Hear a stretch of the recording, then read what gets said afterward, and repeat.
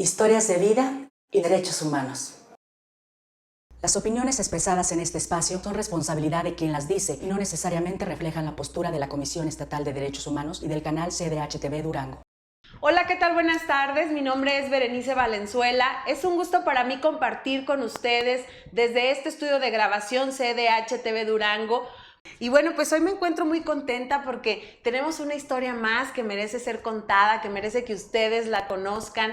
Y pues tenemos un gran invitado. Él es Enrique Vives. Él es presidente nacional de LGBT Rights México. ¿Cómo estás? Bienvenido. Muy bien, muchas gracias. Estoy muy bien. Muchas gracias, gracias a ti y pues al equipo que hoy te acompaña. Yo estoy muy agradecida con Alan Espinosa y Ariana Favela que nos hicieron tener este momento contigo para conocerte, saber el motivo de tu presencia acá en Durango, cuál es la agenda que traen, qué actividades están realizando y bueno, pues ya en un momentito nos las platicarás. Primero vamos a conocerte, queremos saber quién es Enrique Vives. Cuéntanos de tu vida.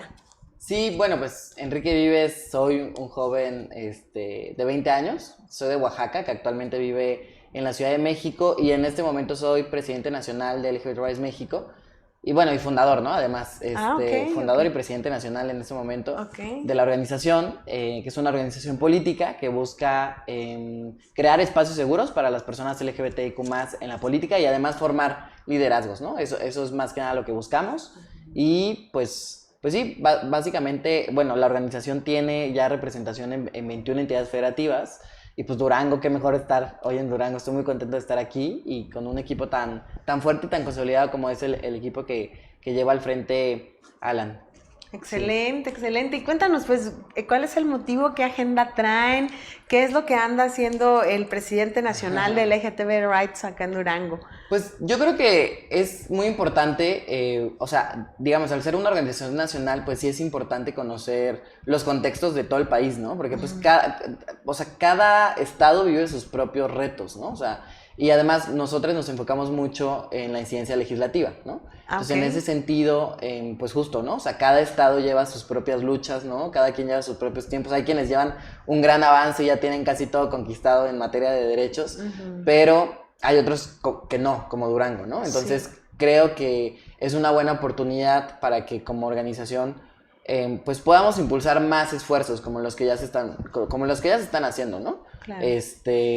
Creo que, pues sí, también yo me llevo mucho, pues, esta perspectiva, digamos, de conocer el Estado, ¿no? De, pues, ver también, pues, siempre platicar más con las personas del Estado es más importante también. Y, pues sí, la agenda básicamente es esa, ¿no? Como, digamos, impulsar proyectos, ¿no? Establecer una agenda, que te digo, esto no nace hoy, ¿no? O sea, ya llevamos un muy buen tiempo con Alan Espinosa trabajando en temas aquí estatales, pero pues también creo que es importante que yo me lleva un poquito más de lo que está pasando aquí en Durango, ¿no? Ya de viva voz, ¿no? Claro, sí, ahora sí que el trabajo en campo es lo que te puede hacer sentir esos avances, esos retos que podemos tener respecto a los derechos de la diversidad sexual en nuestro estado. Sí. Y bueno, recientemente pues hemos tenido un gran logro en ese sentido, la reforma al Código Civil, pero hay tareas pendientes. ¿Cómo observas tú a Durango? Pues ya, yo ahorita visualizo el mapa de México, donde todavía estábamos un poco lentos en ese aspecto, ya somos parte del reconocimiento de estos derechos, pero ¿cómo tú lo observas? Sí, pues justo, creo que si viéramos en un mapa del acceso a los derechos de las personas LGBT, pues Durango todavía sale un poquito en rojo, ¿no? O sea, todavía, sí, sin duda matrimonio igualitario fue un gran logro, ¿no? Pero también, pues no se queda ahí, ¿no? O sea, el matrimonio no es lo único, no es el único tema, como otras personas tal vez piensan.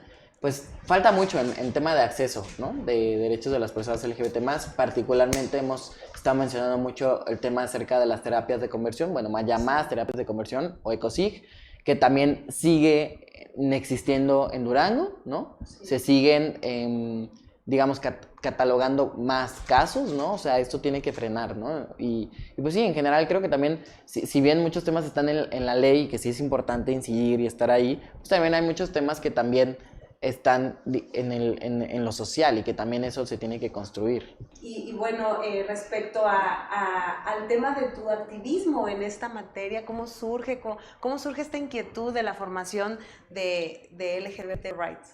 México? Sí, pues yo soy de Oaxaca, yo actualmente tengo 20 años, pero cuando me empezó a interesar la política tenía 15 años, ¿no? O sea, iba en tercero de secundaria, estábamos en una clase de cívica, ¿no? Estábamos viendo qué era el poder legislativo y me acuerdo que mi mejor amigo, que nos sentábamos juntos, su mamá en ese momento era diputada, ¿no? Entonces él me decía, no, de que mi mamá hace esto y no sé qué. Y yo decía, me gusta mucho, me interesa demasiado, ¿no? Pero yo en ese momento veía la política como algo súper lejano, porque mi familia, mi papá es arquitecto, mi mamá es arquitecta, mi abuelo fue carpintero, o sea, pues yo no tengo ningún acercamiento con la política, ¿no? Y ya como que ahí fue el primer interés, ¿no? Y después, en otra clase de Derecho, ya a los 17, me acuerdo que la maestra nos dijo como, sigan a la Suprema Corte de Justicia, al Senado de la República y a la Cámara de Diputados, ¿no? Y llegaba y nos decía, no, es que ahorita en la Cámara de Diputados que Porfirio Muñoz Ledo no se quiere ir de la mesa directiva, y que está pasando esto, que no sé qué. Y yo veía a mis compañeros aburridísimos y decía, no, ¿en serio? Y llegué a mi casa, me acuerdo, y me puse a ver una sesión de la Cámara de Diputados. Sesiones de 6 horas, o sea, yo ahí viendo súper emocionado, de no, ahorita está hablando y le dijo esto al otro, que no sé qué. Y ya, y ahí me empezó a interesar, y yo tenía, haz de cuenta, de 17 años y 10 meses, ¿no? Entonces dije, quiero hacer algo, pero me voy a esperar a que cumpla 18. O sea, dije, justo cuando cumple 18, voy a salir ya a empezar a hacer activismo. Y yo en Oaxaca, junto con mi familia, rescatamos un tiradero de basura y lo convertimos en un jardín botánico para la comunidad, ¿no? Wow. Entonces eso igual lo llevamos haciendo desde chiquitos, pero yo nunca había visto esta otra parte, como que era un espacio para nosotros y ya, ¿no? Pero nunca había visto la parte más social, ¿no? Y dije, pues esta es buena oportunidad. Pues el medio ambiente es un tema que nos preocupa a todas las personas, que nos debería preocupar, porque no sé si a todas las personas nos preocupa, pero que nos debería preocupar. Y ahí fue cuando empecé a llevar activismo ambiental. Muy bien. A los 18 años, ¿no? O sea, cumplí 18 ese día, literal, en mi cumpleaños, subí un video y dije, bueno, hoy cumplo 18 y me acuerdo que decía, en el lugar en donde nos encontramos, antes era un basurero, y empecé a hacer temas de concientización, reforestaciones, pero reforestaciones responsables, siempre digo, porque hay mucha gente que nada más planta árboles y ya, pero sí hay que darles continuidad, ¿no? Pues sí, todo el tema de reciclaje, el cuidado de las abejas, y yo en ese momento era activismo ambiental, ¿no? Y cuando me empiezo a interesar más la política otra vez, porque justo venían las elecciones del 2021, ¿no? Que yo no participé ni apoyé en ninguna campaña, pero pues las vi muy de cerca, ¿no? Y ahí fue cuando dije, es que sí me interesa mucho, mucho la política. Pero ahí empezaba mi miedo, porque yo, obviamente, sabes que eres de la comunidad LGBTIQ+, pues desde que tienes uso de razón, ¿no?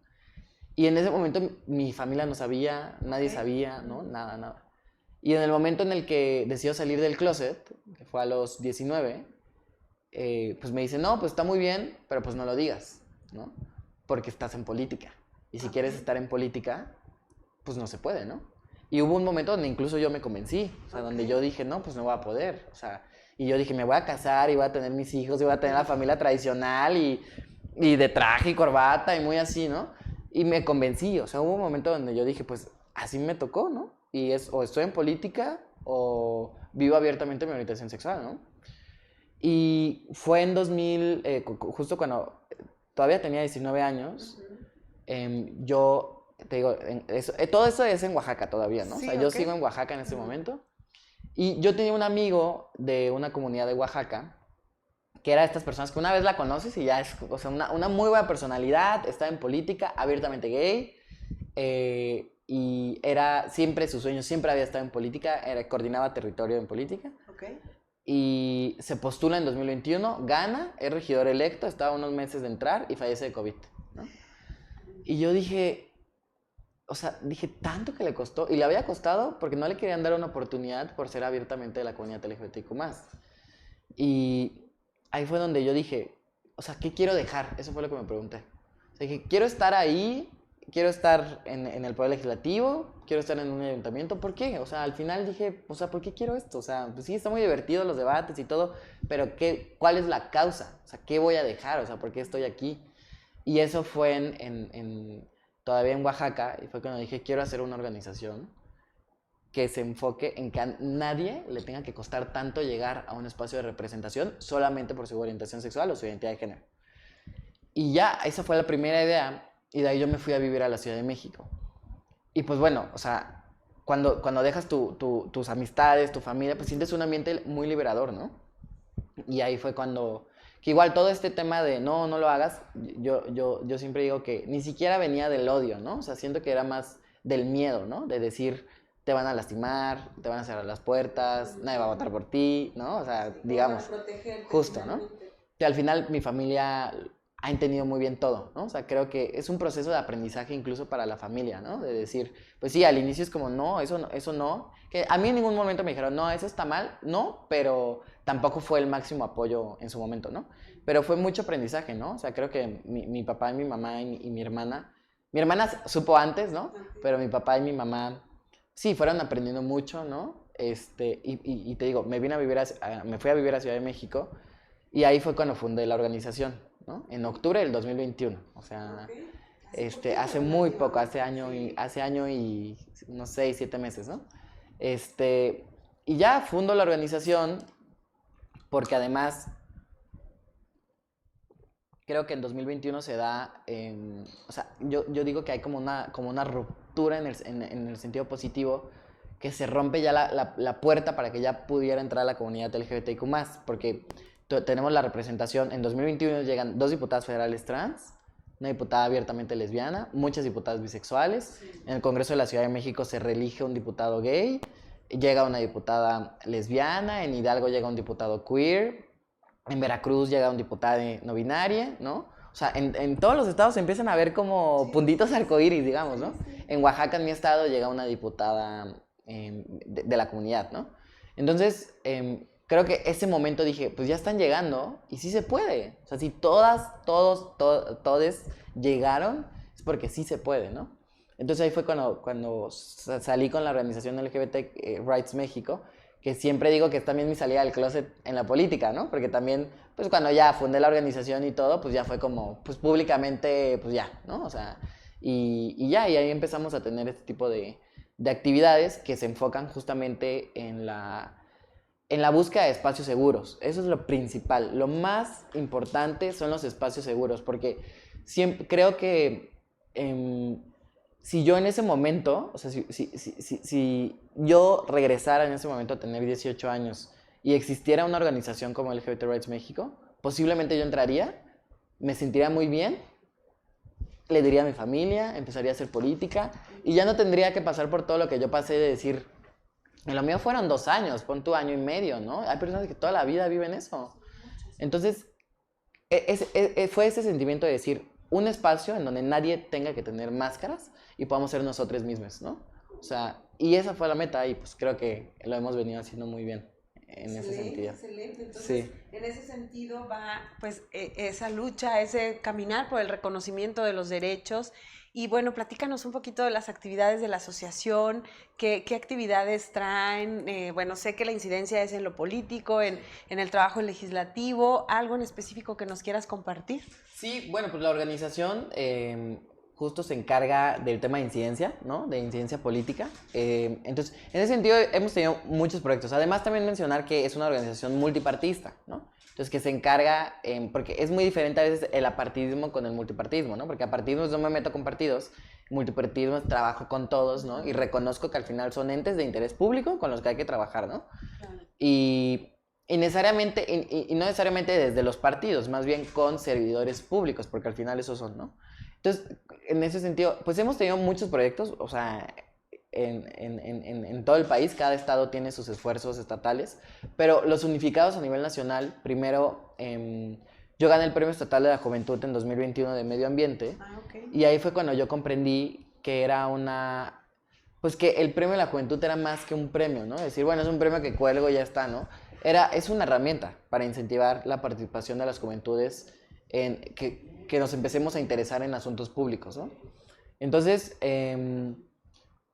cuando yo gano el premio, dije, es una muy buena herramienta, hay que ocuparla, ¿no?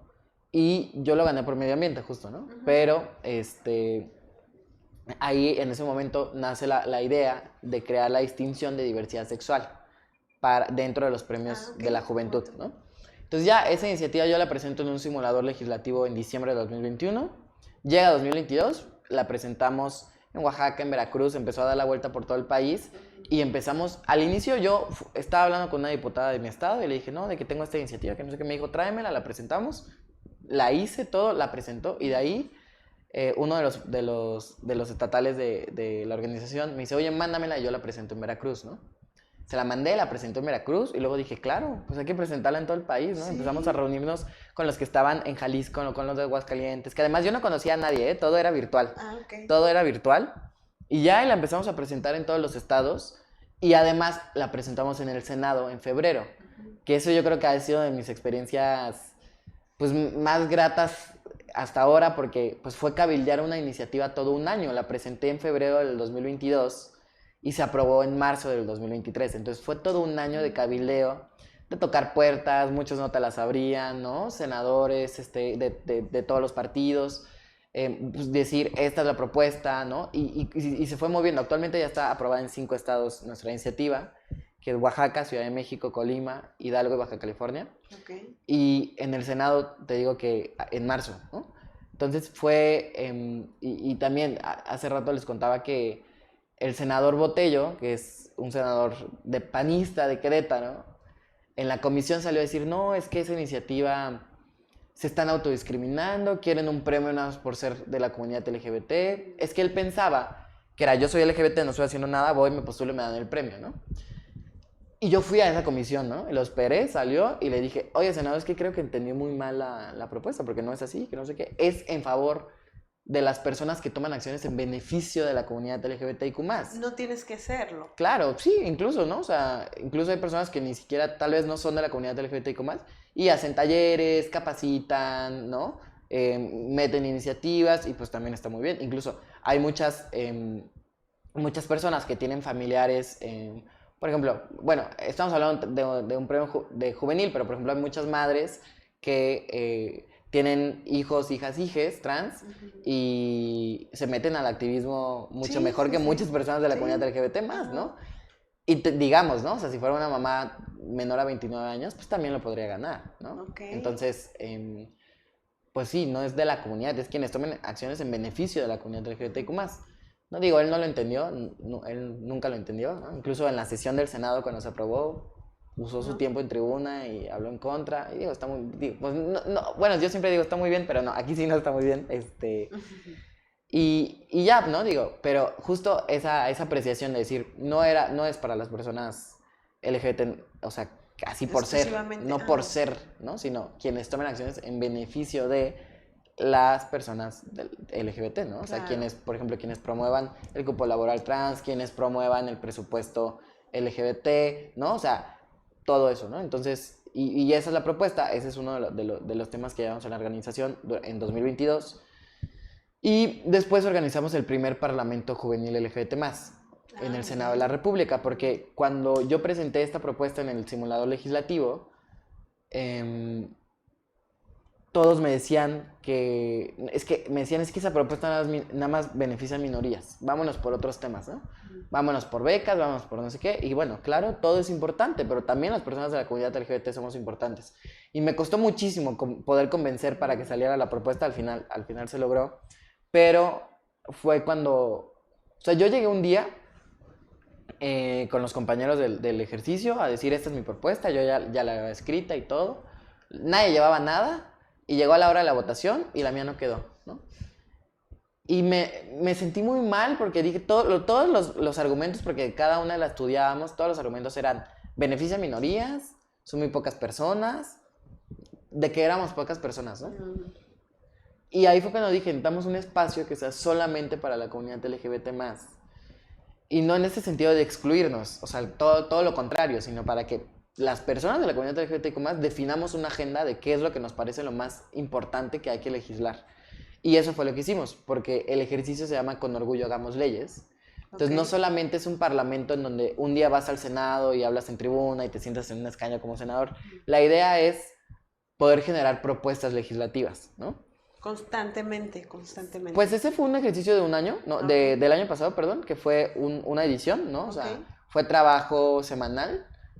Y al final fue el ejercicio en el Pleno del Senado, ¿no? Okay. Donde las personas promoventes hablaban de su iniciativa, los demás hablaban a favor, en contra. Y ya de ahí, las 16 propuestas las presentamos. De las 16 hemos presentado 5 formalmente ya ante el Senado y pues están en proceso de dictaminación, ¿no?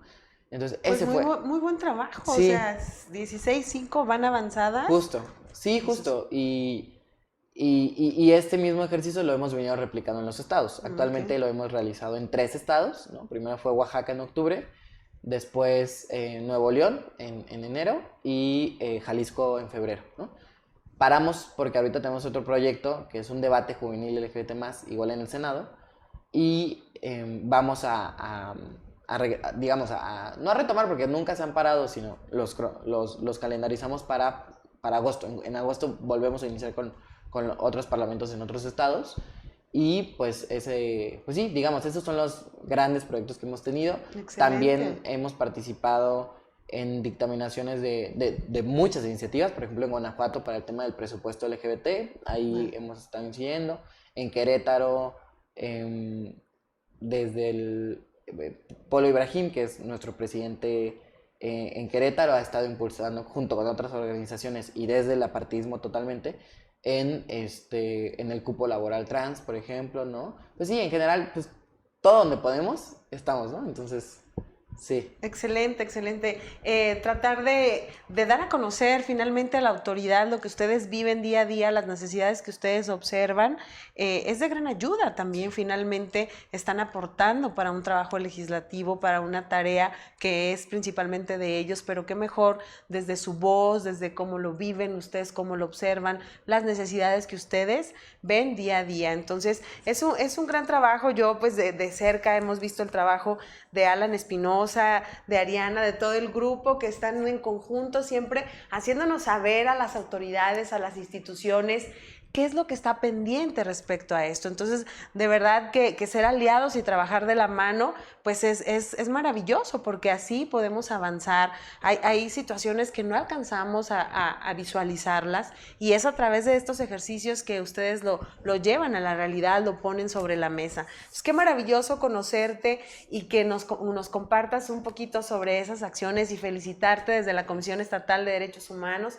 pues a través de nuestra presidenta, la doctora Carla Alejandra Obregón Abelá, reconocer el trabajo de las juventudes, reconocer su activismo, y bueno, pues agradecerte el espacio que le das a CDH-TV Durango y pedirte un mensaje final, algo que nos quieras dejar. Bueno, esto va para nuestras redes sociales y ojalá le dé vuelta a muchos lugares, que seamos, pues, llevemos el mensaje del respeto a la dignidad humana. ¿Algún mensaje que nos quieras dar en ese sentido? Sí, bueno, pues primero a las personas de la comunidad LGBTIQ+, pues decirles que no están soles. Creo que sí es muy importante que, pues al final somos una comunidad LGBTIQ+.